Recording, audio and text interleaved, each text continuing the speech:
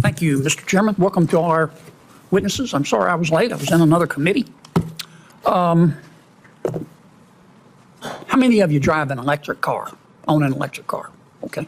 You gentlemen don't? If you mean electric by a battery electric, no. If you mean plug-in electric, yes. Okay. Of the three folks who raised their hands, how many do you own gasoline-powered cars at all? No? No, Senator.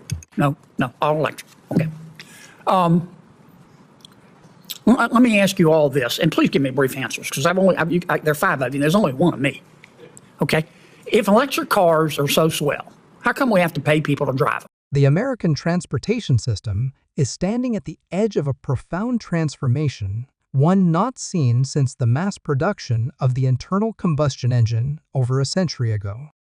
At the heart of this transformation is the electric vehicle, EV, a car powered not by gasoline or diesel, but by a rechargeable battery and an electric motor.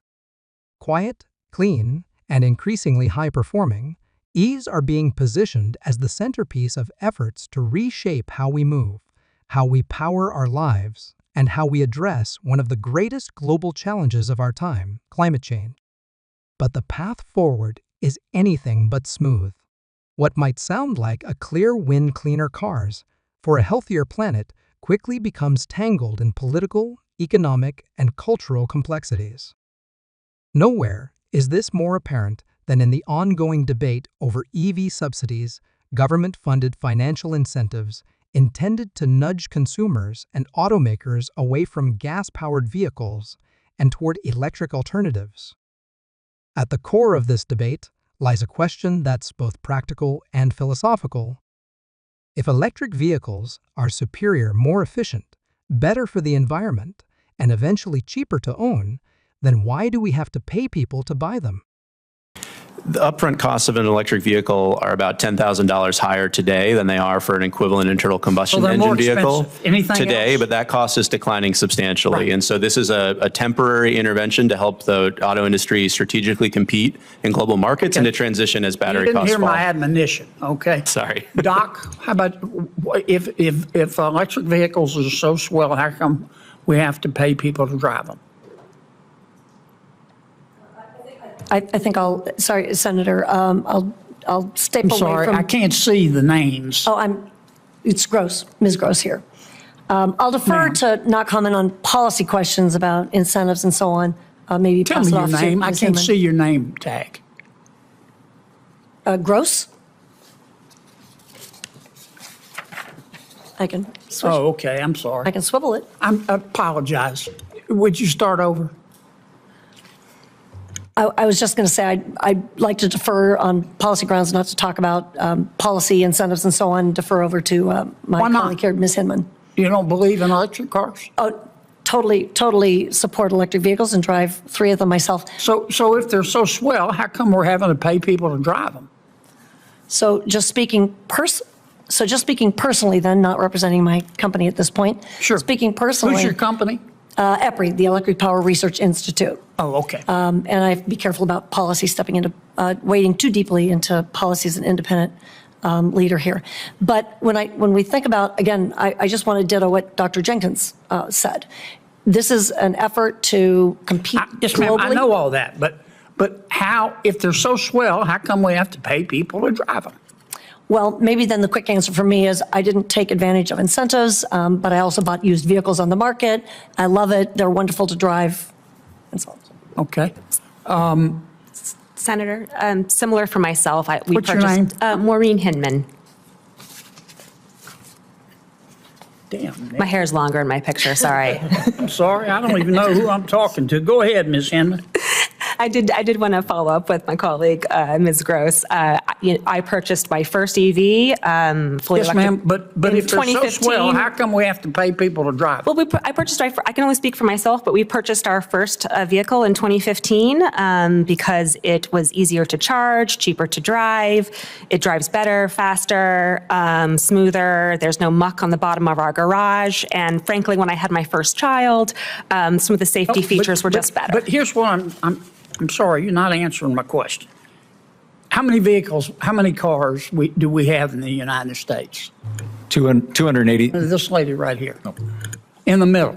I'm sorry, if I could see your name, I wouldn't just point to you. If I could, I'd like to defer to my colleague who Well, I'd has like to better. hear your answer, okay? How many calls? How many cars are there? 295 million? Okay, and what percentage are electric vehicles? 1.6. Okay, hold up that chart. Here's where all the electric vehicles are. California loves them. The West Coast loves them. Everybody else is kind of lukewarm. Okay, I'm trying to understand why. But let me move on to this. Let me ask these two gentlemen. I think the reason is because they're more expensive, and people when they drive a car like it to run, and when it runs out of electricity, it stops, and they can't find a place to charge. So let me ask these two gentlemen. I don't want to be unfair. So it's clear we got a long way to go. We got 283 million cars in America, and we got 3.3 million electric vehicles. We got a long way to go. And at least these three folks think that we need to take taxpayer money and give enough money to American people so they'll walk away from gas cars and drive electric vehicles. How much is that going to cost? I'm going to ask them in a second if I have time. But how much do you think it will cost for us to basically bribe every American to drive an electric car? This question, asked with growing frequency in Congress, on cable news, and around dinner tables across the country, encapsulates a fundamental tension between innovation and government intervention. Supporters of subsidies argue that they are strategic investments that are necessary to overcome the initial costs of new technology and to help the U.S. remain globally competitive. Critics counter that these incentives are economically inefficient, regressive, and unfair, often benefiting wealthier Americans while placing a growing burden on taxpayers. There are roughly 283 million registered vehicles in the United States. Of those, about 3.3 million are fully electric, a little over 1% of the total. While EV sales are climbing, particularly in urban and coastal regions, adoption in rural and lower-income areas remains low. Charging infrastructure is improving, but range anxiety, the fear of running out of power with no place to charge, continues to deter many potential buyers. The average price of an EV remains higher than that of a comparable gas-powered car, though the total cost of ownership, including fuel and maintenance, is often lower over time. To bridge the gap between aspiration and reality, federal and state governments have introduced a range of subsidies and policy incentives, tax credits, rebates, grants, emission standards, and investments in charging infrastructure. The subsidy question: investment or bribe? EV subsidies vary in form and purpose, but the most well-known is the federal tax credit of up to $7,500 for the purchase of a qualifying electric vehicle. Several states offer additional incentives, including rebates, toll discounts, and access to carpool lanes. In 2024, the U.S. government spent approximately $2 billion on EV tax credits alone, a figure that could rise sharply if adoption scales up.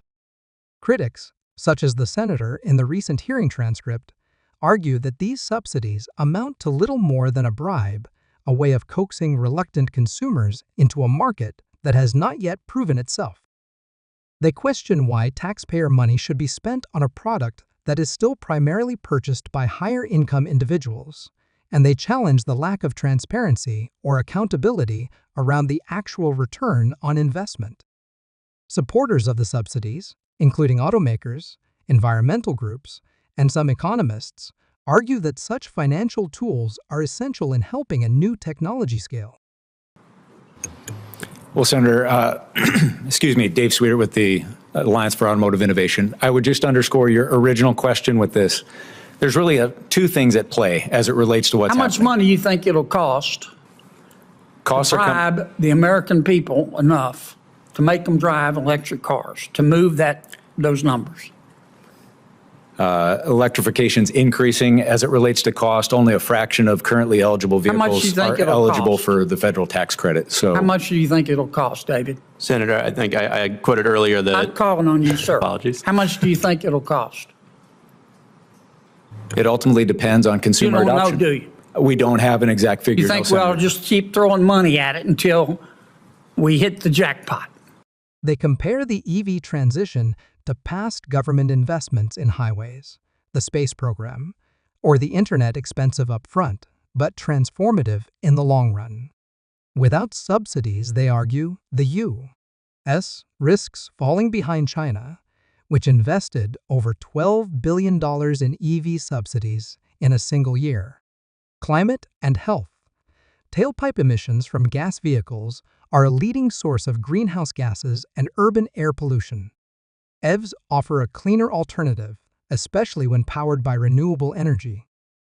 Economic competitiveness. The automotive industry is global and fast-changing. Countries that lead in EV innovation and production could dominate the transportation market for decades to come. National security. Reducing oil consumption can increase energy independence